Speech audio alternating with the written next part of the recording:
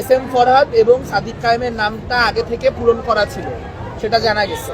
এবং এর বাইরেও আমরা এই মুহূর্তে আপনার আমার যখন ইন্টারভিউ নিচ্ছেন, আমাকে আমার মানে সাধারণ সম্পাদকের তরফ থেকে জানানো হলো যে ইতিমধ্যে ছাত্র শিবিরের একজন ফেক ভোটারও ধরা পড়ছে।